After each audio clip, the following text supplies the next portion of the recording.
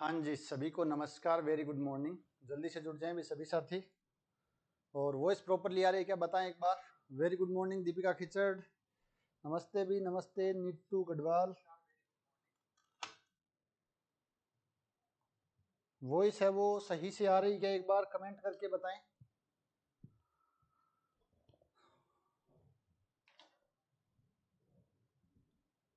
फिर हम शुरू करते हैं डिफरेंशियल ज्योमेट्री की सेकंड क्लास, और कल है वो कंप्लीट हो जाएगा। 3 क्लास का छोटा सा टॉपिक है डिफरेंशियल ज्योमेट्री।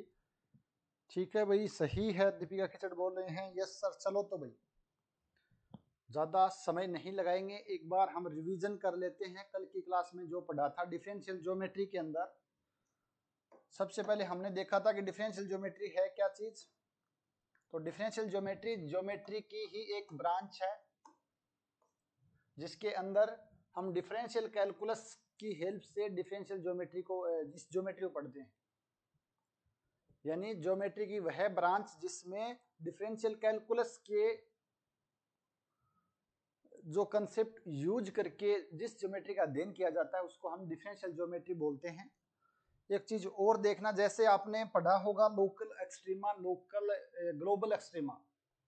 अगर आपको ध्यान हो तो 11th-12th क्लास में हम पढ़ते थे लोकल मिनिमा, लोकल मैक्सिमा, और एक था global maxima, global minima. Local का मतलब क्या होता है कि उस पॉइंट के नेबरहुड में हमें जानकारी लेनी है। उस पॉइंट के नेबरहुड में अगर फंक्शन का मान सबसे कम है तो लोकल मिनिमा हो जाएगा, और उस पॉइंट के नेबरहुड में अगर फंक्शन का मान अधिक है तो उस केस में वो लोकल मैक्सिमा कहलाता था। यानी अगर हम किसी भी कर्व की, या मैं बोलूं किसी भी फंक्शन की, अगर उसके नेबरहुड में बात करते हैं तो उसको लोकल प्रॉपर्टी होती है। अगर ऑल ओवर हम बात करते हैं तो उसको हमें ग्लोबल प्रॉपर्टी बोलते हैं। तो डिफरेंशियल ज्योमेट्री को भी इसी प्रकार, एक आपके पास लोकल डीजी होती है और एक आपके पास ग्लोबल डिफरेंशियल ज्योमेट्री। तो लोकल में हम क्या करते हैं, लोकल में हम किसी पॉइंट के नेबरहुड में उस की जो भी प्रॉपर्टी है उनका अध्ययन करते हैं, और ग्लोबल के अंदर हम पूरे कर्व को अध्ययन करते हैं। तो अपने जो सिलेबस में है वो लोकल डिफरेंशियल ज्योमेट्री ही है, तो हमें इसी के बारे में पढ़ना है। उसके बाद हमने देखा था स्पेस कर्व या कर्व इन स्पेस क्या होता है। कर्व इन स्पेस एक ऐसे बिंदु का बिंदुपथ होता है जिसके कार्टेशियन कोऑर्डिनेट होते हैं वो सिंगल वेरिएबल पैरामीटर के फंक्शन होते हैं। यानी एक्स वाई जेड, अगर मैं 3D में बात करूं तो एक्स वाई जेड कोई भी एक सिंगल वेरिएबल जिसको हम टी से जनरली डिनोट कर देते हैं, तो एक्स भी टी का फलन होना चाहिए, वाई भी टी का फलन होना चाहिए, और जेड भी आपके पास टी का फलन होना चाहिए। और जो भी फलन है वो सारे के सारे कॉन्टिन्यूअस होने चाहिए जो भी आपको डोमेन दिया गया है, यानी जहां पर टी है वो वेरी कर रहा है। तो ये आपके पास था बी कर्व। उसके बाद हमने देखा था प्लेन कर्व होता है एक तो आपके पास, दूसरा आपके पास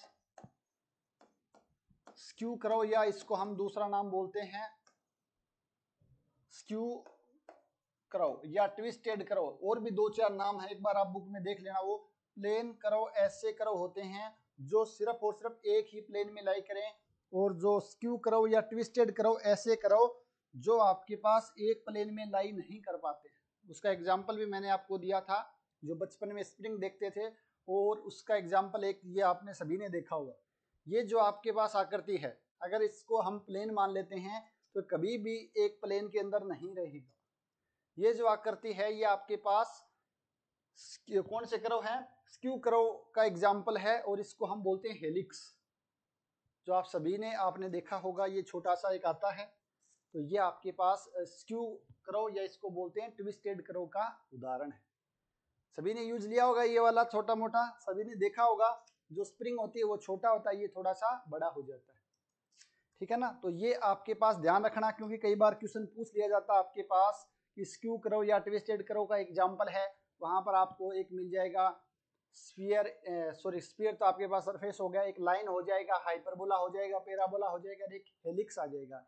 तो हेलिक्स है वो मोस्ट पॉपुलर एग्जाम्पल है ट्विस्टेड कर्व या हम बात करें स्क्यू कर्व का। जैसे टेंसर में हमने देखा था जो दबाव, दबाव को इंग्लिश में क्या बोलते हैं भाई, मुझे दिमाग अभी नाम नहीं आ रहा।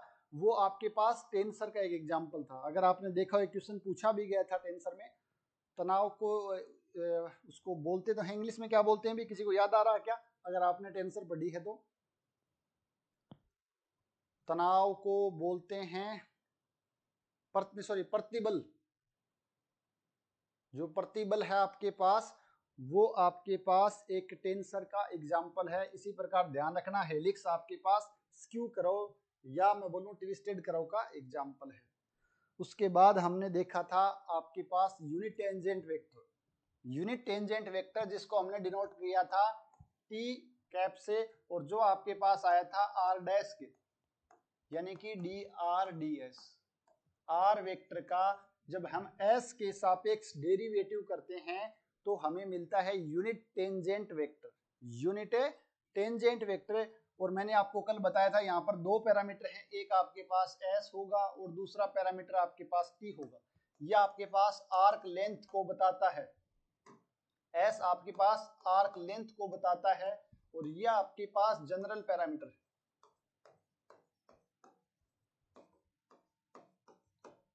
टी आपके पास जनरल पैरामीटर है, जबकि एस आपके पास आर्क लेंथ को बताता है।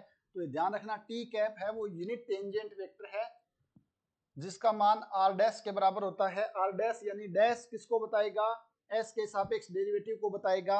और अगर हम एक आपके पास आर डॉट था, आर डॉट आपके पास आर का टी के सापेक्ष डेरिवेटिव, तो इस ज्योमेट्री में, डिफरेंशियल ज्योमेट्री में अगर डॉट लिखा हुआ है तो वहां पर ध्यान रखना टी के सापेक्ष डेरिवेटिव करना है, और कहीं पर डैश लिखा हुआ है इसका मतलब उसका एस के सापेक्ष डेरिवेटिव करना है। प्रियंका जी बोले सर कितनी देर हो गई क्लास स्टार्ट हुए, मुझे अब नोटिफिकेशन आया है क्लास का, अभी क्लास स्टार्ट हुए शायद 4-5 मिनट हुए, ज़्यादा टाइम हुआ नहीं। मेरे नोटिफिकेशन लेट क्यों आ रहे हैं? नोटिफिकेशन अगर नेटवर्क सही है तो जल्दी आ जाना चाहिए। एक बार कल से हम ऐसा करेंगे, क्लास स्टार्ट होंगे तो एक बार टेलीग्राम ग्रुप के अंदर आप नोटिफिकेशन ऑन कर लेना, उस ग्रुप में भी हम भेज देंगे सूचना। क्लास में तो अभी कुछ नहीं पढ़ा है, सिर्फ और सिर्फ रिवीजन कर रहे हैं कल वाला कि डिफरेंशियल ज्योमेट्री क्या होती है, लोकल यानी कि किसी पॉइंट के नेबरहुड में उसकी प्रॉपर्टी का अध्ययन किया जाता है, और ग्लोबल डीजी यानी कि पूरे के पूरे कर्व का अध्ययन किया जाता है। उसके बाद हमने देखा था कर्व दो प्रकार के होते हैं, एक प्लेन कर्व और दूसरा आपके पास स्क्यू कर्व या ट्विस्टेड कर्व। प्लेन कर्व ऐसे कर्व जो एक ही प्लेन में लाई करते हो, और ट्विस्टेड कर्व जो एक प्लेन में लाई नहीं करते। नेक्स्ट हमने इसके बाद पढ़ा था कि यूनिट टेंजेंट वेक्टर आपके पास क्या होता है कि आर का जब एस के सापेक्ष डेरिवेटिव करते हो, आर डैश आपके पास यूनिट टेंजेंट वेक्टर है, आपके पास ये यूनिट टेंजेंट वेक्टर। और अगर आप आर का टी के सापेक्ष डेरिवेटिव करते हो तो आपको आर डॉट मिलता है, और ये आपको ध्यान रखना है, डॉट का मतलब टी के सापेक्ष डेरिवेटिव और डैश का मतलब एस के सापेक्ष डेरिवेटिव। यहाँ पर दो पैरामीटर यूज में लेते हैं जो मैंने कल भी चर्चा की थी, एक पैरामीटर एस और एक पैरामीटर टी। टी आपके पास जनरल पैरामीटर है, एस आपके पास आर्क लेंथ को बताता है, ठीक है ना। तो डैश का मतलब एस के सापेक्ष और डॉट का मतलब टी के सापेक्ष डेरिवेटिव। और यहाँ पर ध्यान रखना कि टी कैप है वो बराबर होता है आर डैश के, जबकि टी कैप है वो आर डॉट के बराबर ना होते हुए इसके पैरेलल होता है। ये चीज आपको ध्यान रखना। यहां से हमें पता चल गया कि इसका मैग्नीट्यूड 1 होगा, इसका मैग्नीट्यूड 1 हो ऐसा जरूरी नहीं है। आर डॉट है वो टी कैप के पैरेलल वेक्टर होता है, इक्वल हो ऐसा जरूरी नहीं है। इस चीज का भी आपको ध्यान रखना है, ठीक है ना। यूनिट टेंजेंट वेक्टर यानी कि टेंजेंट जो आपके पास होगी उसकी दिशा में यूनिट वेक्टर होता है। जैसे आपने पढ़ा है आई कैप किसको बताता है, आई कैप पॉजिटिव एक्स डायरेक्शन में यूनिट वेक्टर को बताता है, जे कैप पॉजिटिव वाई डायरेक्शन में यूनिट वेक्टर को बताता है, और के कैप पॉजिटिव डायरेक्शन जेड की पॉजिटिव डायरेक्शन में यूनिट वेक्टर बताता है। इसी प्रकार टी कैप है वो टेंजेंट की डायरेक्शन में यूनिट वेक्टर को बताता है, इसलिए इसका नाम है यूनिट टेंजेंट वेक्टर। तो ये हमने लास्ट क्लास में पढ़ लिया था। इसके अलावा जो एक चीज और पढ़ी थी, आर्क लेंथ। आर्क लेंथ यहां से अच्छा क्वेश्चन बनता है।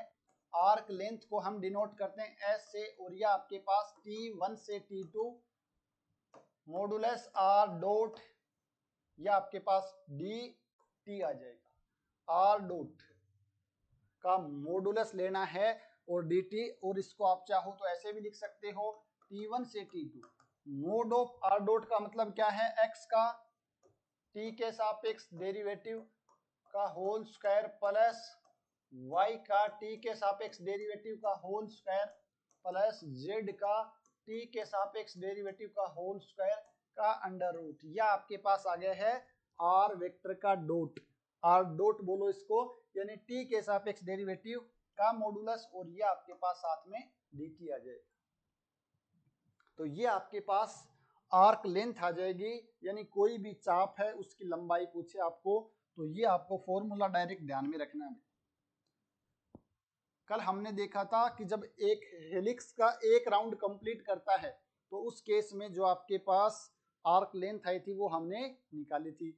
हेलिक्स का आपको ध्यान रखना है पैरामेट्रिक और जो उसका वेक्टर फॉर्म, दोनों फॉर्म में ही इक्वेशन क्या होगी हेलिक्स की,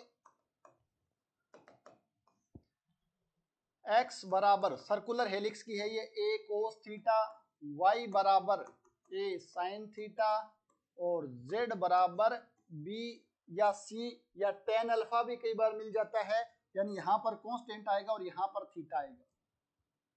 तो यहाँ पर उसकी हमने एक राउंड जो उसका कंप्लीट होता है उस केस में जो उसकी आर्क लेंथ s का मान आया था 2 पाई a square plus c square था, जहां पर c क्या है, ये z का जो कोफिशिएंट है c, यहाँ पर अगर b है तो b आ जाएगा और c है तो यहाँ पर c आ जाएगा। अगर इसको वेक्टर फॉर्म में लिखूं मैं तो ये आपके पास r वेक्टर बराबर a cos theta i cap a sine theta j cap plus या आपके पास b थीटा k कैप। तो ये आपके पास हेलिक्स की आपको वेक्टर फॉर्म और पैरामेट्रिक फॉर्म दोनों में आपको जो इक्वेशन है वो ध्यान में रखना है, ठीक है ना। यहाँ पर b है, कई बार c आ जाएगा, कई बार tan अल्फा आ जाएगा। अगर यहाँ पर tan अल्फा होता, अगर b बराबर tan अल्फा आपको शायद बुक में मिल जाएगा और उस केस में पूछे कि एक टर्न पूरा करता तो लेंथ कितनी होगी, तो यहाँ पर हम क्या कर सकते हैं, यहाँ पर शायद वो a tan अल्फा होना चाहिए, b की जगह a tan अल्फा हो सकता है। अगर a tan अल्फा होता है तो यहाँ पर क्या आ जाएगा 2 पाई a square tan square alpha और एक कॉमन आ जाएगा और tan अल्फा आपके पास sec अल्फा आ जाएगा। तो जो भी हो आपको ये डायरेक्ट ध्यान रखना है एज ए फॉर्मूले के तौर पर भी कि यहाँ पर a सेम आएगा क्योंकि सर्कल बनना चाहिए सर्कुलर हेलिक्स, और यहाँ पर जो कांस्टेंट आएगा ये b है, तो इसकी जो लेंथ होगी वो 2 पाई a square plus b square का अंडर रूट। अब b का मान यहाँ पर c दो, चाहे a tan अल्फा दो या कुछ और भी मान देता है तो हम आसानी से निकाल सकते हैं। ये थोड़ा सा आपको ध्यान रखना है, कैलकुलेशन भी कर सकते हो बट आप डायरेक्ट ध्यान में रखोगे तो आपका समय है वो बच जाएगा। तो ये हमने लास्ट क्लास में पढ़ा था। यहाँ तक किसी को किसी भी प्रकार का डाउट हो तो आप बोल सकते हो, अदरवाइज नेक्स्ट टॉपिक हम शुरू करते हैं। और आज का जो फर्स्ट टॉपिक है वो है the equation of tangent line. तो इक्वेशन ऑफ टेंजेंट लाइन से पहले देखेंगे डेफिनेशन क्या होती है टेंजेंट लाइन की, फिर हम उसके बाद उसकी इक्वेशन की बात करेंगे, यानी स्पर्श रेखा क्या होती है और स्पर्श रेखा की समीकरण क्या होती है। तो स्पर्श रेखा आपने बचपन में पढ़ा होगा कि ये आपके पास कोई कर्व है या कोई फंक्शन है। यहाँ पर स्पर्श रेखा क्या होती है आपके पास कि अगर ये आपके पास कोई बिंदु A है, यहाँ पर आपके पास कोई बिंदु B है, तो हम क्या करते हैं A और B को मिलाने वाली एक रेखा हम खींचते हैं, यहाँ पर A और B को मिलाने वाली रेखा। फिर ये B है वो A की तरफ यहाँ पर अगर आ जाता है तो ये रेखा आपके पास ऐसे हो जाएगी। अगर ये बिंदु चलता हुआ यहाँ आ जाएगा तो ये ऐसे आ जाएगी, और जब बिल्कुल पास में आ जाएगा तो यहाँ पर आ जाएगी। यानी लिमिटिंग केस में जब B A की तरफ आता है तो ये रेखा आपके पास A पर क्या बन जाएगी, टेंजेंट बन जाएगी। ये हमने बचपन में भी पढ़ा है और यही इसकी परिभाषा है। देखो क्या लिखा हुआ है सॉरी भाई, the tangent line to a curve, tangent line to a curve at any point A, किसी बिंदु ए पर ही हम टेंजेंट निकालते हैं। अगर आपने देखा होगा अगर ए पर टेंजेंट पूछे तो आपके पास ये ए के ऊपर टेंजेंट बन जाएगी। Is defined as limiting position of a straight line, यानी एक सरल रेखा की लिमिटिंग पोजीशन है थ्रू द पॉइंट ए, यानी ए से गुजरती है, and a neighbouring point B, यानी ए का कोई नेबरहुड पॉइंट है बी, ए और बी से गुजरने वाली जो सरल रेखा है उसका लिमिटिंग पोजीशन है। On the curve as B tends to A, यानी जैसे जैसे आपके पास बी ए की तरफ चलता है, इस कर्व पर बी ए की तरफ चलता है, तो इस सरल रेखा की जो लिमिटिंग पोजीशन है वो आपके पास ए के ऊपर टेंजेंट कहलाती है। तो ये डेफिनेशन आपने बचपन में बहुत पढ़ी है 11th-12th क्लास में। तो ए पर टेंजेंट की परिभाषा आपको बस सिंपल जो ध्यान रखना, ये परिभाषा कोई नहीं पूछेगा, यहाँ पर आपसे पूछेगा इक्वेशन क्या होती है, इक्वेशन पूछेगा। तो अब हम बात करते हैं इक्वेशन ऑफ टेंजेंट लाइन। ये इंपॉर्टेंट है भाई, थोड़ा सा इसको अच्छे से देख लेना है। हालांकि मुझे उम्मीद है कि आपको समझ में आ जाएगी, और कुछ है ही नहीं, आप मेरे बिना बताए आप बता दोगे कि अगर आपके पास कोई एक सरल रेखा की समीकरण आपको चाहिए। पहले मैं आपको इक्वेशन ऑफ स्ट्रेट लाइन की यहाँ पर बात करता हूँ, भाई बताओ क्या होती है इक्वेशन ऑफ स्ट्रेट लाइन। क्या गिवन आपके पास, एक बिंदु गिवन है और एक आपके पास डायरेक्शन गिवन है। तो आप कैसे लिखते हो स्ट्रेट लाइन की समीकरण, A vector plus lambda D vector. अगर लेमडा इज मैं टी ले लेता हूं तो कोई आपको समस्या नहीं होनी चाहिए। वेक्टर फॉर्म में किसी भी सरल रेखा की समीकरण आप इसी प्रकार लिखते हो, जहां पर ए वो बिंदु है जहां से सरल रेखा गुजरती है, आपके पास डी वो वेक्टर है, डी आपके पास वो वेक्टर है जो उस रेखा की डायरेक्शन को बताता है, और आर आपके पास कोई भी एक जनरल पॉइंट हमने सरल रेखा पर लिया था। अगर आपको वो पता है तो इसी का यूज करके अगर आपसे पूछे कोई भाई इस बिंदु ए पर बिंदु ए पर जिसका पोजीशन वेक्टर आर वेक्टर है, तो इस पर आपको टेंजेंट लाइन बतानी, यानी पोजीशन वेक्टर। तो हम पोजीशन वेक्टर हमेशा ओरिजिन से देखते हैं, तो ये आपके पास आर वेक्टर है। अगर हम मान लेते हैं कि इस पर कोई दूसरा बिंदु एक जनरल बिंदु है पी जिसका position vector capital R vector है, तो आपके पास ये आ जाएगा आर वेक्टर। और हम यूनिट टेंजेंट वेक्टर जानते हैं, टी कैप होता है, यानी टेंजेंट वेक्टर की डायरेक्शन में आपको यूनिट वेक्टर पता है और वो आपको टी कैप होता है। तो आपके पास डायरेक्शन भी है, आपके पास पॉइंट भी है, तो आप आसानी से निकाल सकते हो भी स्ट्रेट लाइन की इक्वेशन। और ये स्ट्रेट लाइन आपके पास टेंजेंट होगी।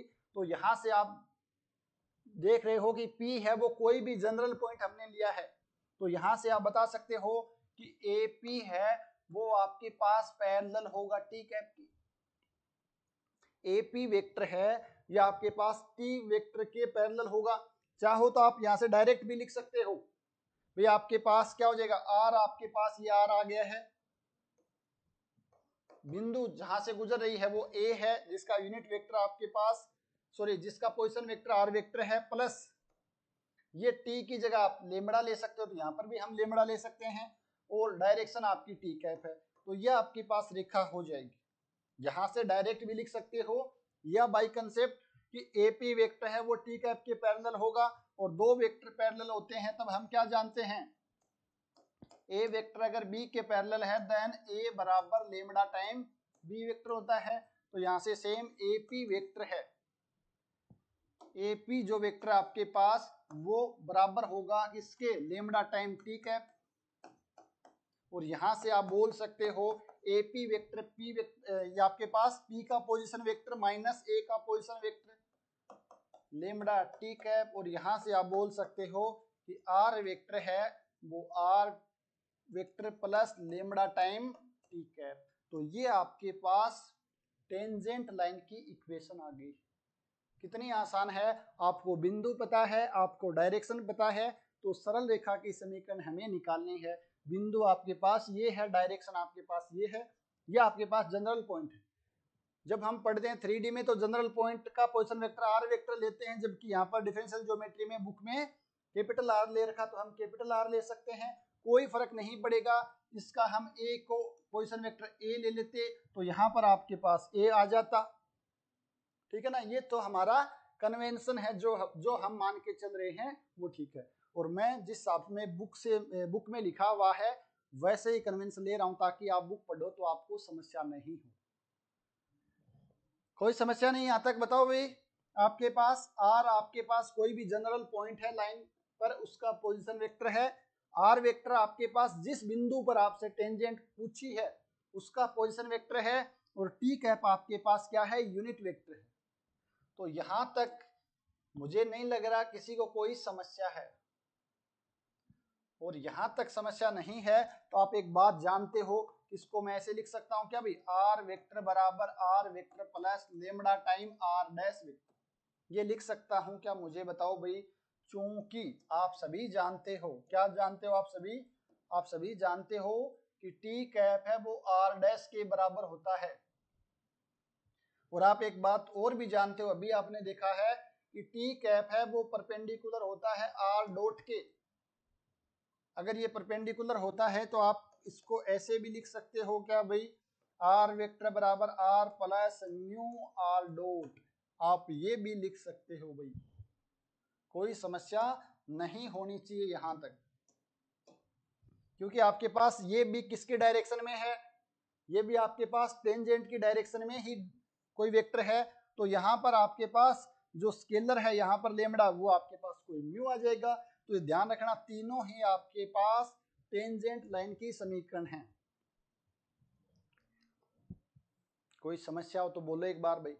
करना क्या है, आपके पास जिस पॉइंट पर टेंजेंट निकालनी है उसका पोजीशन वेक्टर आप लिख सकते हो। अगर पॉइंट 2, 3, 4 है तो 2i cap plus 3j cap plus 4k cap यहाँ पर ये रखा। टी कैप ये वेक्टर आपको गिवन होगा, जो भी यूनिट वेक्टर नहीं गिवन होगा तो हमें कोई जो पैरामेट्रिक कर्व दिया होगा या हमें वेक्टर फॉर्म में कर्व दिया होगा r बराबर आर टी। तो हम क्या कर सकते हैं, इसका t के सापेक्ष डेरिवेटिव करेंगे तो आपके पास ये इक्वेशन आ जाएगी। अगर ये s की फॉर्म में लिखा हुआ है तो s की फॉर्म में होगा तो हम r डैश निकाल सकते हैं। तो ये मान रखेंगे यहाँ पर और आपके पास इक्वेशन ऑफ टेंजेंट लाइन है वो आ जाएगी। यहां तक कोई समस्या हो किसी भी प्रकार की तो आप बोल सकते हो। और अगर समस्या नहीं है तो हम इसकी हेल्प से हम क्या लिख सकते हैं, कार्टेशियन फॉर्म के अंदर भी टेंजेंट लाइन की इक्वेशन लिख सकते हैं। Tangent line in Cartesian form, अगर आपके पास वेक्टर फॉर्म में कौन सी है भाई बताओ। अभी देखा हमने वेक्टर फॉर्म में, आपने देखा है R capital R vector plus lambda time T cap, या इसको मैं ऐसे भी लिख सकता हूं R vector plus lambda time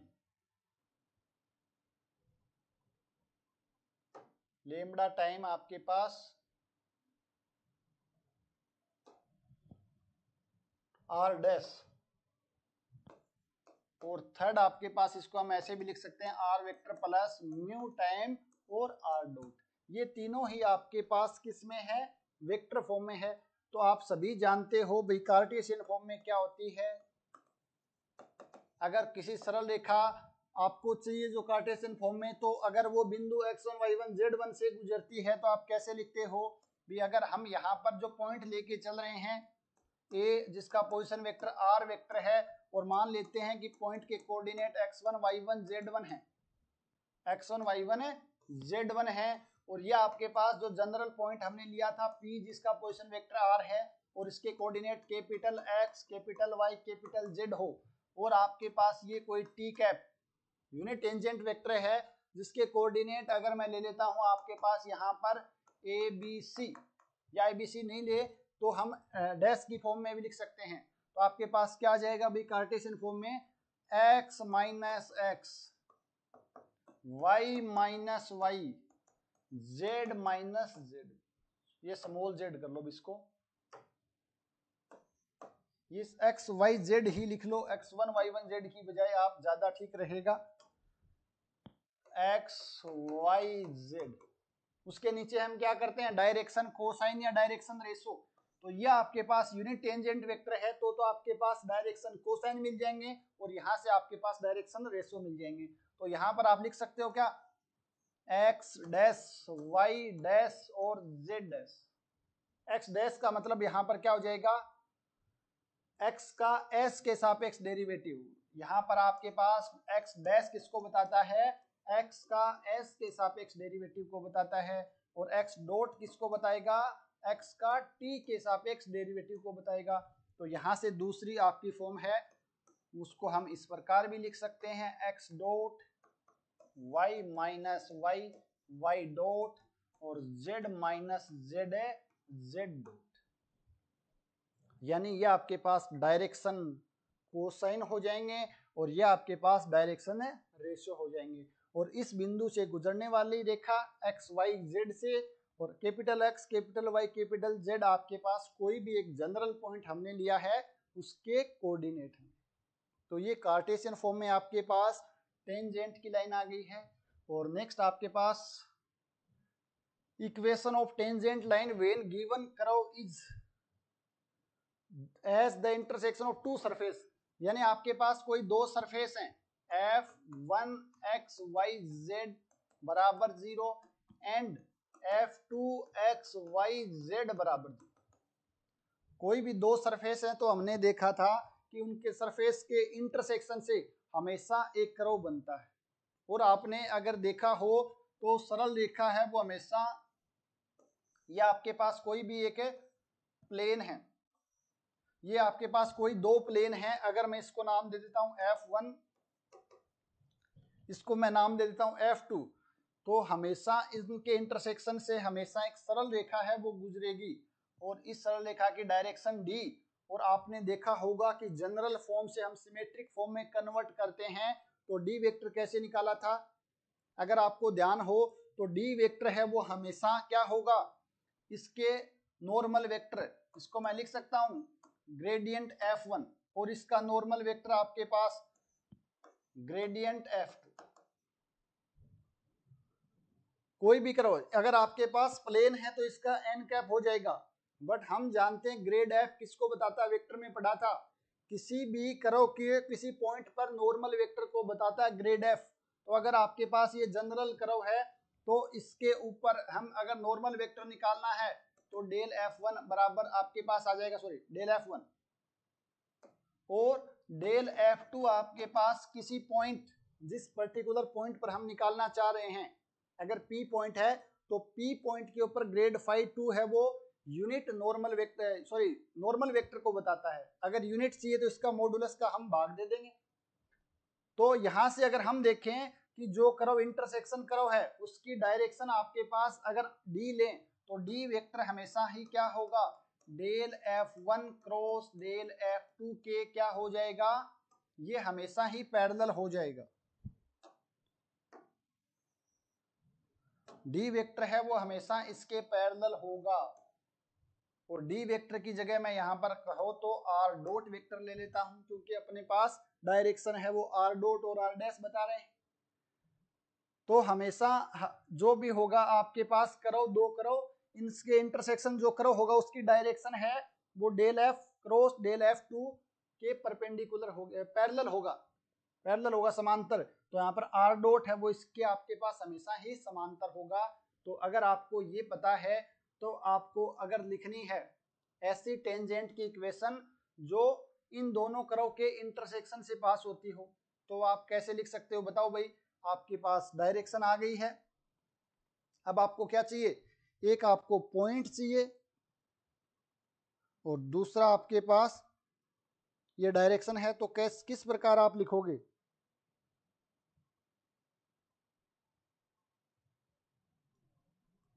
point आपके पास, एक पॉइंट आपको गिवन होगा जिसका पोजीशन वेक्टर आपके पास r है। ये जैसे कोई एक कर्व ये हो गया है, दूसरा कर्व आपके पास सॉरी सरफेस होगा, कर्व नहीं सरफेस होगा। तो एक सरफेस आपके पास अगर ये वाला सरफेस है, दूसरा सरफेस आपके पास ये वाला सरफेस है, तो इनके इंटरसेक्शन से आपके पास लाइन मिलेगी। तो वहां पर किसी बिंदु अगर वो बोले कि इस बिंदु पर बताओ भी, जो बिंदु आपके पास ए है जिसका पोजीशन वेक्टर आप आर वेक्टर लेके चल रहे हो, तो आपके पास लाइन की इक्वेशन क्या हो जाएगी, आर बराबर R vector plus lambda time R dot. तो आर डॉट है वो इसके पैरेलल होगा, तो यहाँ से हम लिख सकते हैं भी स्केलर है लेमडा की जगह म्यू आ जाएगा, इतना ही तो बात है। तो आर वेक्टर बराबर आपके पास आर वेक्टर प्लस, इसका कोई फर्क नहीं पड़ेगा क्योंकि स्केलर है तो उसका लेमडा डैश या कुछ भी रखो, और वहां पर आपके पास del F1 cross del F2 आ जाएगा। तो यानी कि हमें चाहिए डायरेक्शन, और डायरेक्शन हमें निकालनी आती है कि जो भी कर्व है उस पॉइंट पर उसका ग्रेडियंट निकालो, दूसरे कर्व का ग्रेडियंट निकालो और उनका क्रॉस प्रोडक्ट करेंगे तो हमेशा जो इंटरसेक्शन पॉइंट है उसकी डायरेक्शन को बताएगा। तो ये आपको डायरेक्ट ध्यान रखना है। दो जब आपके पास कर्व गिवन है तो वहां से आप आसानी से टेंजेंट इक्वेशन की लाइन लिख सकते हो। अगर कार्टेशियन फॉर्म में पूछे तो आप ग्रेड 1 का मान निकाल सकते हो। ग्रेड F1 का मान कितना हो जाएगा, डेल F1 डेल एक्स आई कैप प्लस डेल F1 का y के सापेक्ष जे कैप और डेल F1 का z के सापेक्ष के कैप। यहां से डेल F2 निकालना है, फिर इनका क्रॉस प्रोडक्ट आप निकाल करके और आपके पास क्या आ जाएगा, x minus X y minus Y z minus z। इसका जो भी i का गुणांक आएगा वो यहाँ पर, j का गुणांक यहाँ पर और k का गुणांक यहाँ पर आ जाएगा। तो आप आसानी से कार्टेशियन फॉर्म के अंदर टेंजेंट लाइन की इक्वेशन भी लिख सकते हो, कर सकते हो ना। आपके पास वहां पर F2 आएगा सभी में x y z, और उसका आपको क्या करना है, क्रॉस प्रोडक्ट करना है। तो i का गुणांक यहाँ पर, j का गुणांक यहाँ पर और k का गुणांक यहाँ पर, तो आपके पास ये आ जाएगी कार्टेशियन फॉर्म के अंदर टेंजेंट लाइन की इक्वेशन। तो ये यहाँ पर आपके पास टेंजेंट लाइन की इक्वेशन है वो खत्म होती। तो आपको ध्यान रखना वेक्टर फॉर्म में भी और कार्टेशियन फॉर्म में, जब आपके पास कोई एक पैरामेट्रिक कर्व या आपके पास वेक्टर फॉर्म में कर्व गिवन हो। दूसरा आपके पास जब कर्व आपको कैसे मिल रहा है, दो सरफेस के इंटरसेक्शन से मिल रहा है, तो हम इस मेथड से आसानी से निकाल सकते हैं। Next direction cosine of tangent line. तो डायरेक्शन कोसाइन की हम बात करें DCS, तो आपके पास क्या हो जाएगा भी dx upon ds, dy upon ds और dz अपॉन ds। ये आपके पास डायरेक्शन कोसाइन है। और डायरेक्शन रेशियो की हम बात करें तो dx upon dt, dy upon dt और dz अपॉन dt। अभी हमने देखा था कि आपके पास जो सरल रेखा की टेंजेंट इक्वेशन की लाइन है वो क्या होती है, x माइनस एक्स अपॉन में x डैश लिखा था, y minus Y Y dash, z minus Z Z dash. यह आपके पास टेंजेंट की लाइन है। यहाँ पर आपके पास x dash Y dash Z dash है, वो डायरेक्शन कोसाइन हो जाएंगे। और इनकी जगह अगर हम डॉट ले लें, x dot y minus Y Y dot और z minus Z upon Z dot, तो इस केस में आपके पास ये डायरेक्शन रेशियो हो जाएंगे। ठीक है ना। तो ये थोड़ा सा आपको ध्यान रखना, कई बार पूछ लेते हैं डायरेक्शन कोसाइन और डायरेक्शन रेशियो, तो आपको डायरेक्ट ध्यान होना चाहिए क्योंकि टी कैप है। बस ये कंसेप्ट अगर आपको पता है, टी कैप आर डैश के बराबर होता है और टी कैप आर डैश के आर डॉट के पैरेलल होता है। तो यहां से आप डायरेक्शन कोसाइन और डायरेक्शन रेशियो का कंसेप्ट है वो आसानी से याद रख सकते हो। कोई समस्या नहीं यहाँ पर। तो चलो भाई आगे बढ़ते हैं, और जो नेक्स्ट हमारा क्वेश्चन पूछा गया है, इस प्रकार के क्वेश्चन है वो बन सकते हैं यहाँ से। जैसे क्वेश्चन पूछा आपके पास, choose incorrect option for equation of tangent line, यानी इक्वेशन ऑफ टेंजेंट लाइन के लिए कौन सा स्टेटमेंट है वो गलत है। तो बताओ भाई, सभी आपको अभी बताई है मैंने सारी फॉर्म कि टेंजेंट इक्वेशन की जो भी आपके पास टेंजेंट लाइन की जो भी इक्वेशन है उसकी कौन सी फॉर्म है वो इनकरेक्ट है, गलत है। आर वेक्टर बराबर R plus lambda T cap, R vector बराबर R plus lambda R dash, R बराबर R dash plus mu R dot. यहाँ पर ध्यान रखना स्केलर कुछ भी चेंज हो सकते हैं भाई, लेमडा की जगह ए बी सी या कुछ भी लिखा जा सकता है, X minus X upon X double dot, Y minus Y upon Y double dot और Z minus Z upon Z double dot. बिल्कुल भाई, Divyanshi, Garg, Meenu, Shekhawat, Krishna Sharma, Sarita, Deepika Khichar, sir D option हो जाएगा, बिल्कुल डी ऑप्शन है वो इसका इनकरेक्ट हो जाएगा। क्यों? क्योंकि यहाँ पर डबल डॉट नहीं आएगा, एक्स डॉट आता, वाई डॉट आता और जेड डॉट आता तो ये भी सही हो जाती। तो फोर्थ ऑप्शन है वो इनकरेक्ट है।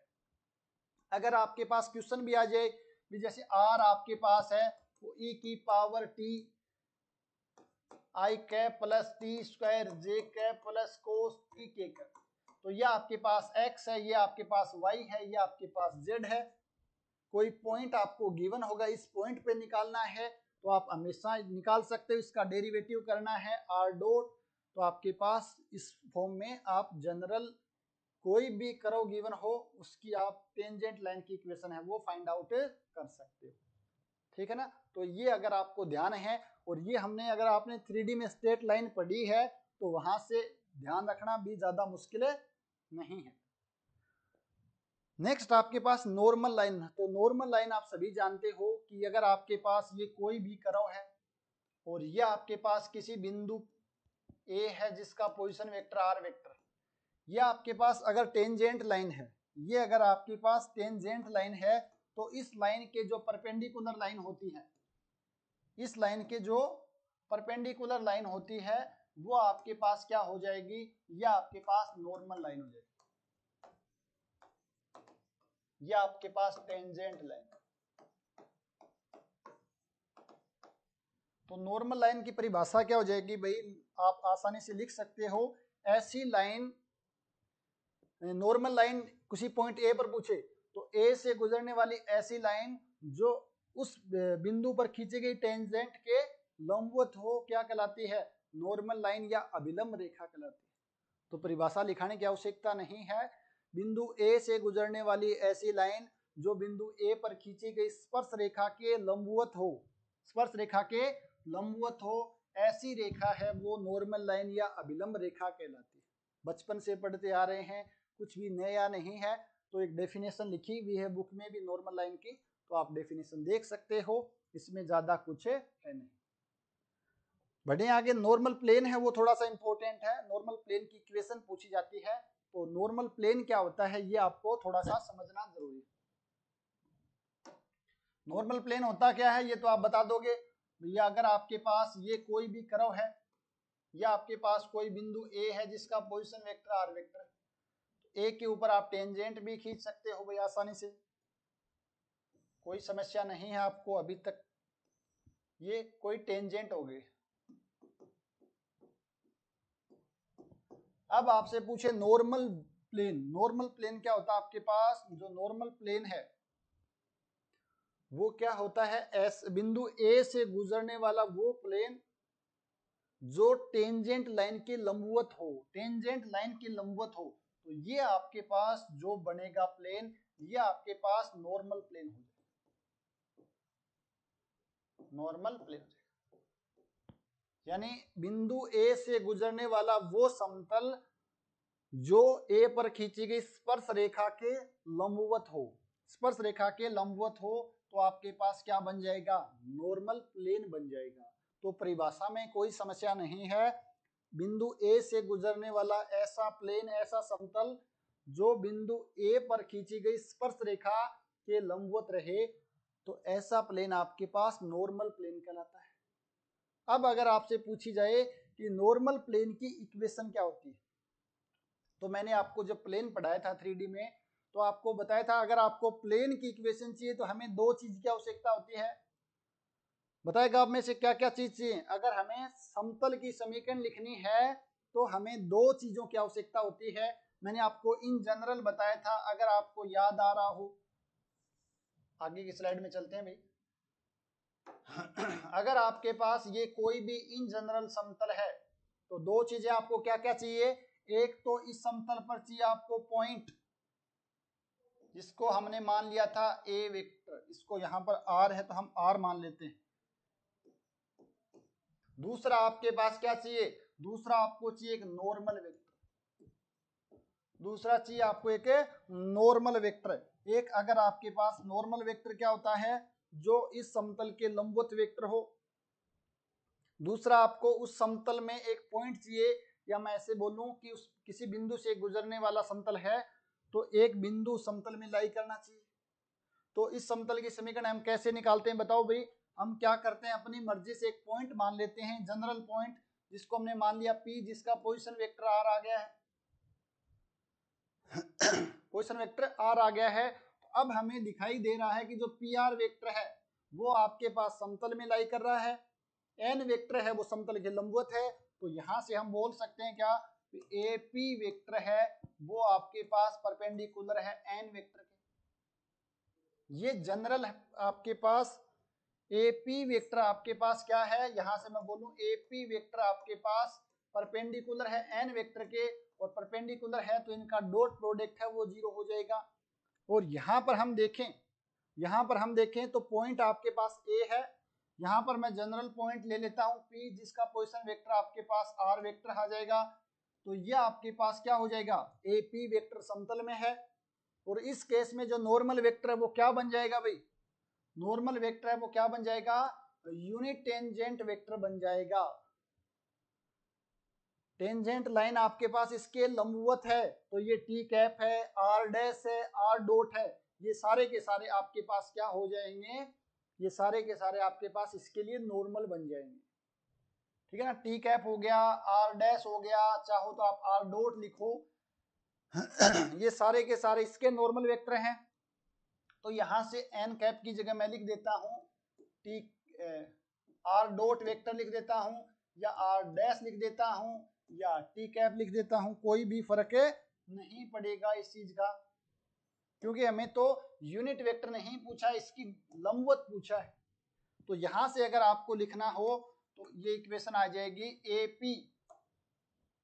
एपी वेक्टर परपेंडिकुलर है टी कैप के, और यहां से अगर परपेंडिकुलर है तो इनका डॉट प्रोडक्ट है वो 0 हो जाएगा, इनका डॉट प्रोडक्ट 0 हो जाएगा।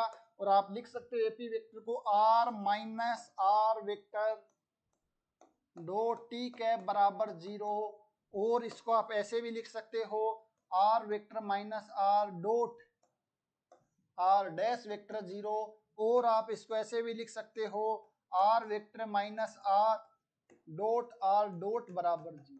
तो ये तीनों की तीनों इक्वेशन ही आपके पास नॉर्मल प्लेन की इक्वेशन हो जाएंगे। अभिलंब समतल की समीकरण है वो आप इस प्रकार से लिख सकते हो भाई।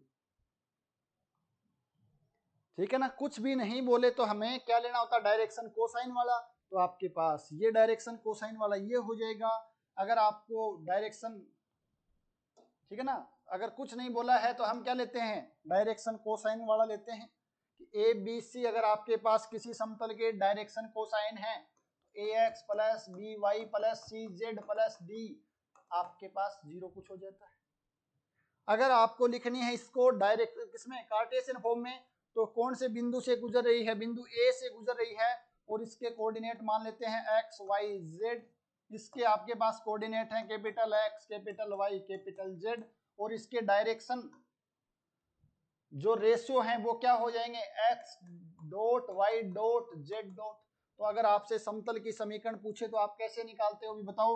आप चाहो तो यहां पर भी रख सकते हो आर माइनस आर, तो capital x minus x dot करना इसके साथ, तो आप ऐसे लिख सकते हो क्या, X minus X into X dot plus, ये डॉट प्रोडक्ट नहीं सिंपल आपके पास, plus Y minus Y dot plus Z minus small Z, और ये आपके पास जेड डॉट बराबर 0। तो ये आप चाहो तो कुछ भी नहीं किया, यहाँ पर कैपिटल आर स्मॉल आर और आर डेट की वैल्यू पुट करी है और इनका डॉट प्रोडक्ट कर दिया है, तो आपके पास ये कार्टेशियन फॉर्म में अभिलंब समतल की समीकरण आ जाएगी। तो मैंने आपको अगर जनरल पता है कि समतल की समीकरण चाहिए तो हमें चाहिए एक समतल में बिंदु स्थित, दूसरा आपको नॉर्मल वेक्टर है। अगर हमें सरल रेखा की समीकरण चाहिए तो या तो हमें 2 पॉइंट चाहिए, या एक पॉइंट और एक डायरेक्शन चाहिए, या आप 3D के अंदर चाहिए तो आप किसी 2 समतल का प्रतिच्छेदन से भी हमें क्या मिलती है, कि सरल रेखा मिलती है। अगर 2D में बात करें तो वैसे कर सकते हैं, सिर्फ और सिर्फ 2 पॉइंट या एक पॉइंट और एक डायरेक्शन।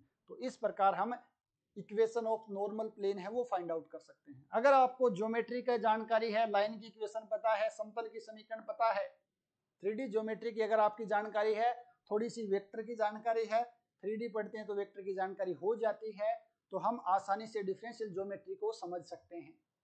और सबसे पहले डेफिनेशन भी इसमें पढ़ा था अभी, कि ज्योमेट्री का ही एक भाग है, ज्योमेट्री का ही आपके पास एक हिस्सा है जिसको हम डिफरेंशियल कैलकुलस की हेल्प से पढ़ते हैं। यहाँ पर देखो डेरिवेटिव आ रहा ना, आर डॉट है, आर डैश है, तो ये आपके पास डिफरेंशियल ज्योमेट्री, कुछ भी नया नहीं है, सब कुछ वही है, बस थोड़ा सा हमें यहाँ पर डिफरेंशियल कैलकुलस बीच में यूज में लेनी।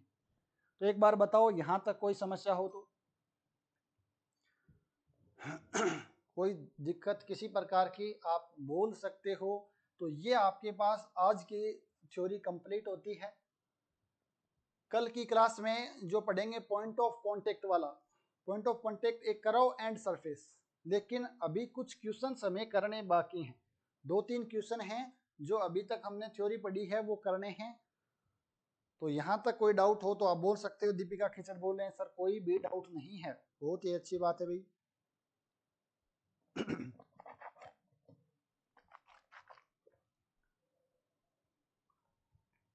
ऐसा कुछ पढ़ा ही नहीं है नया टॉपिक डाउट वाला। टेंजेंट लाइन यानी कि सरल रेखा, टेंजेंट प्लेन यानी एक समतल के बारे में पढ़ा है जो हम 3D में पहले पढ़ चुके हैं, तो नया तो कुछ पढ़ा ही नहीं। ये कुछ क्वेश्चन 2-3 क्वेश्चन यहाँ पर लिखे हैं कि आपके पास x बराबर t, y बराबर t स्क्वायर, z बराबर t cube is parametric equation of A curve. आपके पास एक कर्व है जिसकी पैरामेट्रिक इक्वेशन दे रखी है x बराबर t, y बराबर t स्क्वायर और z बराबर t क्यूब। यही तो आपके पास है। ये आपके पास x t फंक्शन, t का फलन, ये t का फलन, ये t का फलन। तो आपसे पूछा है चूज द करेक्ट स्टेटमेंट। अब देखो यहाँ पर अगर हमें कार्टेशियन फॉर्म गिवन है, तो अगर हमें t का एलिमिनेट करना, कोई भी दो इक्वेशन से अगर t को एलिमिनेट कर देते हैं तो आपके पास, मैं आपको इन जनरल बता देता हूं एक बार यहाँ पर, कि अगर आपके पास x फलन है t का, y आपके पास t का फलन yt है और z आपके पास t का फलन zt, इनको अगर हम t से एलिमिनेट करके आपके पास हमेशा दो कर्व मिल सकते हैं। आपके पास f1xyz बराबर 0 और दूसरा कर्व fxyz बराबर, तो ये आपके पास दो सरफेस मिलते हैं। और हम जानते भी हैं कि दो सरफेस के इंटरसेक्शन से हमेशा एक कर्व मिलता है। और यहां से अगर हम रिवर्स चलें, टी को एलिमिनेट करेंगे तो आपके पास दो कर्व मिलेंगे। तो आप यहां से देख सकते हो कि अगर मैं फर्स्ट सेकंड को लेता हूं तो यहां से आप बोल सकते हो y बराबर एक्स स्क्वायर आ जाएगा। फर्स्ट और सेकंड लेता हूं तो y एक्स स्क्वायर आ जाएगा, और यहां से इन दोनों को ले लेता हूं तो यह आ जाएगा z बराबर एक्स क्यूब। तो y बराबर एक्स स्क्वायर, z बराबर एक्स क्यूब, y बराबर एक्स स्क्वायर, ये आ गया है आपके पास। क्या पूछा? करेक्ट स्टेटमेंट पूछा है। y बराबर एक्स स्क्वायर तो है, बट y क्यूब बराबर z है या नहीं देखना पड़ेगा। अब हम इन दोनों को ले लें तो y बराबर एक्स स्क्वायर आ जाएगा यहाँ से, और यहाँ से अगर हम दोनों ये ले लेते हैं तो y और z में आपके पास कितना आ जाएगा भाई। यहाँ पर अगर मैं क्यूब कर दूं y को, y की अगर हम क्यूब कर देते हैं तो 6 आ जाएगा, और इसकी स्क्वायर कर देते हैं तो आपके पास 6 हो जाएगा z स्क्वायर, तो t एलिमिनेट हो जाएगा। यानी हमें t को हटाना है कैसे भी करके।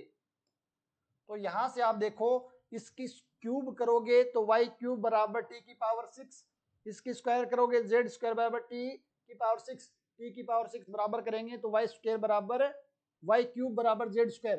तो y बराबर x स्क्वायर है, y क्यूब बराबर z स्क्वायर है, तो ऑप्शन सी है वो आपका करेक्ट हो जाएगा। y क्यूब बराबर z स्क्वायर, x बराबर y स्क्वायर ये नहीं है, तो ये हो जाएगा। ये आपके पास तीन बनेंगे कम से कम, दो ये बन गए। अब आप चाहो तो इसको ले सकते हो, तो z बराबर एक्स क्यूब आ गए हैं, और यहां से आप देखोगे तो इन दोनों को ले सकते हैं, और इन दोनों को हमने लिया है तो आपके पास y क्यूब बराबर z स्क्वायर आ गया। तो आपके पास ये कर्व भी हो सकता है, ये भी है, या आपके पास जैसे मैं इसको लिखना चाहूं तो ऐसे लिख सकता हूं क्या भाई, एक्स स्क्वायर माइनस वाई बराबर 0, तो यह आपके पास f1 आ गया है। यह आपके पास एक्स क्यूब माइनस जेड बराबर 0, यानी यह आपके पास f2 आ गया। जो f1 और f2 है ये सरफेस आ गए। तो t को एलिमिनेट किया, ये भी हो सकता है, ये भी हो सकता है, ये भी हो सकता है। यहां पर आपको कोई एक गिवन है, हो सकता है तीनों दे देता और नीचे लिख देता ऑल आर करेक्ट। तो आपको देखना है, थोड़ा सा ये नहीं भी एक मिल गया और आगे बढ़ गए, पूरा ऑप्शन पढ़ना है, चारों ऑप्शन पढ़ने। क्या पूछा गया है, ऑप्शन एक से ज्यादा भी करेक्ट हो सकते हैं क्या, क्योंकि अगर यहाँ पर आते ऑल आर करेक्ट तो हो सकता था, ऑल आर इनकरेक्ट तो सारे हैं वो करेक्ट नहीं हो सकते। इसलिए आपको थोड़ा सा पेशेंस के साथ देखना। अगर यहाँ पर y बराबर एक्स स्क्वायर और यहाँ पर लिख देता z बराबर एक्स क्यूब तो आपके पास ये भी करेक्ट हो जाता, ठीक है ना। तो थोड़ा सा आपको ये ध्यान रखना है। तो यहाँ पर ये नया एक प्रकार से कंसेप्ट भी है कि आपको एक कर्व गिवन होगा, यानी पैरामेट्रिक कर्व गिवन होगा, और आपको सरफेस गिवन होंगे दो ऑप्शन में। तो कौन सा करेक्ट है, तो मैंने आपको इन जनरल बता दिया है, एक पैरामेट्रिक कर्व है, यहाँ से हम t को एलिमिनेट करते हैं तो आपके पास सरफेस मिलता है। यहाँ सरफेस यूनिक हो ऐसा जरूरी नहीं है, आपके पास अलग अलग मिल सकते हैं, जैसे एक सरफेस ये हो गया है, ये हो गया है और ये हो गया। तो थोड़ा सा आपको ध्यान रखना है, तीनों ही आपके पास सरफेस हैं, ऑप्शन में आपके कौन सा है वो आपको चेक करना है। कोई समस्या नहीं हो तो हम आगे बढ़ते हैं, और नेक्स्ट जो आपका क्वेश्चन है वो पूछा गया है। अच्छा, ये मैंने आपको अभी नहीं पढ़ाया है, for inflectional tangent, for inflectional tangent और इनफ्लेक्शनल पॉइंट, ये हम कल की क्लास में पढ़ेंगे। बट ध्यान रखना कि इनफ्लेक्शन टेंजेंट पर जो आर का double derivative with respect to S करते हैं तो जीरो होता है। कल की क्लास में हम डेफिनेशन देख लेंगे क्या डेफिनेशन होती है। तो ये आपको ध्यान रखना कि टेंजेंट लाइन है वो इनफ्लेक्शन टेंजेंट लाइन कहलाती है। किसी पॉइंट ए पर, ए पॉइंट है जिसका पोजीशन वेक्टर आर वेक्टर है, किसी पॉइंट ए पर खींची गई टेंजेंट लाइन है वो इनफ्लेक्शनल टेंजेंट लाइन कहलाती है, यदि आपके पास इस पॉइंट का जो पोजीशन वेक्टर है इसका डबल डेरिवेटिव करें और वो अगर जीरो आ जाता है, अगर उस पॉइंट का पोजीशन वेक्टर जो आपके पास आर वेक्टर है इसका एस के सापेक्ष डबल डेरिवेटिव करें तो अगर वो जीरो आ जाता है तो उस केस में हम बोलते हैं उस टेंजेंट लाइन को इनफ्लेक्शनल टेंजेंट लाइन। तो ध्यान रखना इसका ऑप्शन सेकंड है वो करेक्ट हो जाएगा, ठीक है ना। तो इस प्रकार से क्वेश्चन है वो पूछा जा सकता है। इसकी जो डेफिनेशन मैंने बता दी एक बार, तो इसकी दूसरी डेफिनेशन और है वो हम कल की क्लास में देख लेंगे। और लास्ट क्वेश्चन आज का आपके पास जो पूछा, the tangent line at any point, कोई भी आपको एक जनरल पॉइंट लेना है of the curve whose equation R, ये कर्व है आपके पास पैरामेट्रिक कर्व है, इसके ऊपर कोई भी जनरल आप पॉइंट ले लो, यानी हम एक्स वाई जेड ही जनरल पॉइंट ले लेते हैं।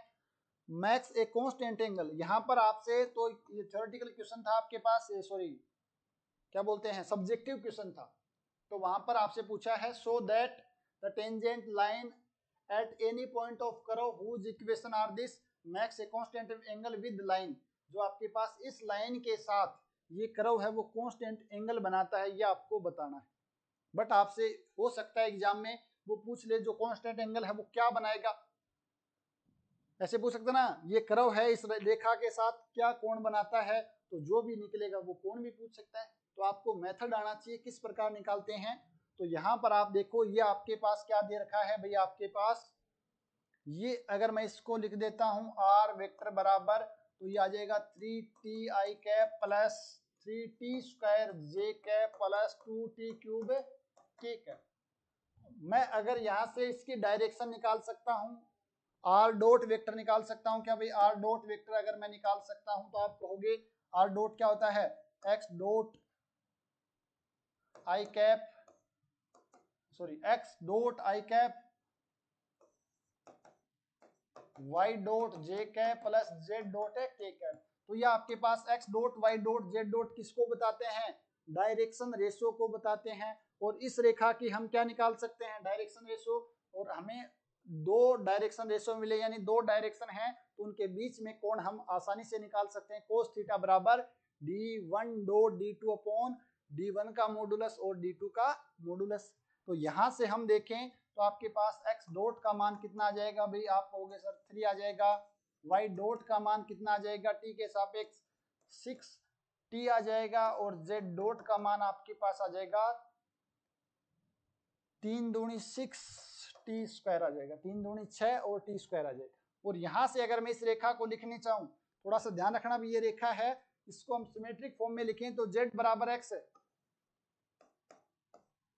y ये आपके पास y आ गया, यानी y बराबर 0 है, ये z।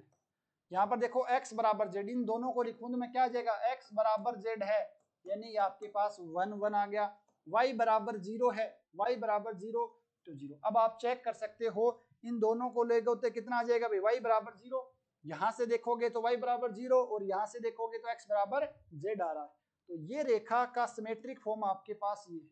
और इसके अगर हम डायरेक्शन रेशो देखें तो ये 1 0 1, और इसके अगर हम डायरेक्शन रेशो निकालें तो 360 आपके पास 60 स्क्वायर आ जाएगा। अब हमें कोण निकालना है तो यहां से हम लिख सकते हैं क्या, कोस थीटा बराबर 101 है और 1 के साथ आपके पास 360 और 60 क्यूब, तो ये 1 के साथ किया 3 प्लस ये 0 प्लस ये आ जाएगा 60 स्क्वायर अपॉन में √2, और यहाँ पर आपके पास आ जाएगा इसका स्क्वायर 3 का स्क्वायर 9, 60 का आपके पास 36 टी स्क्वायर, और यहाँ पर आपके पास क्या है, आपके पास देखो भाई ये 6 है, तो 36 टी की पावर 4 आ जाएगा। एक बार चेक करना कैलकुलेशन मिस्टेक नहीं होगी।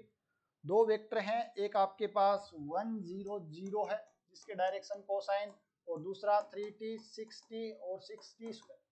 तो डॉट प्रोडक्ट किया तो 3 आ गया, सेकंड वाला 0, थर्ड वाला 3t स्क्वायर, और यहाँ पर √2 आ जाएगा, इसका मॉडुलस और इसका modulus 9 plus 36t square plus 36t की पावर 4, और यहाँ से अगर मैं 3 कॉमन ले लेता हूँ, ऊपर आपके पास 3 कॉमन लिया तो ये बच जाएगा 1 प्लस 2t स्क्वायर, और यहाँ पर अगर आप √2 है और 3 जैसे ही कॉमन लेते हो तो ये आपके पास कितना बच जाएगा भाई, यहाँ पर बचेगा 1, क्योंकि 9 कॉमन लिया यहाँ से तभी बार 3 आएगा, या आपके पास 9 चौक 36 4t स्क्वायर प्लस 4t की पावर का अंडर रूट, 3 से 3 कैंसिल आउट हो गया है, यहाँ पर 1 प्लस 2t स्क्वायर, और ये आपके पास √2। अगर आप देखोगे तो 1 प्लस 2t का होल स्क्वायर ओपन करो भी कितना आएगा, 1 प्लस 4t की power 4 plus 2 into 2 4t square, यानी ये इसका स्क्वायर रूट है, इसका स्क्वायर करेंगे और अंडर रूट लेंगे तो आपके पास वापस 1 प्लस टी स्क्वायर आ जाएगा, ये कैंसिल आउट, इसका मान 1/√2 आ गया है। कोस थीटा बराबर 1/√2, यानी थीटा का मान आपके पास 45 डिग्री π/4 आ गया है, थीटा का मान आपके पास π/4 आ गया है। यानी जो कर्व गिवन है उसके साथ ये रेखा है आपके पास कांस्टेंट कोण बनाएगी, टी पर डिपेंड ही नहीं कर रहा है ना, यहाँ पर से आप देखोगे कि टी पर डिपेंड नहीं कर रहा, तो यहाँ से हम बोल सकते हैं कांस्टेंट एंगल बनाएगी। बट आपसे ये भी पूछ सकता है भी ये कर्व है, इसके साथ ये रेखा किसी भी जनरल पॉइंट पे कितना कोण बनाएगी, कितना एंगल बनाएगी, तो आपसे ये पूछा जाए तो आप बता सकते हो थीटा बराबर π/4 बनाएगी। नेटवर्क समस्या आ गई शायद भाई,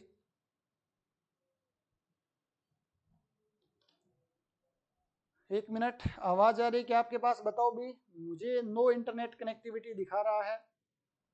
तो आज की क्लास में वैसे यहाँ पर कंप्लीट होती है, मेरे पास नो इंटरनेट कनेक्टिविटी आ रही है, हो सकता है शायद वाईफाई में कुछ गड़बड़ हो गई हो।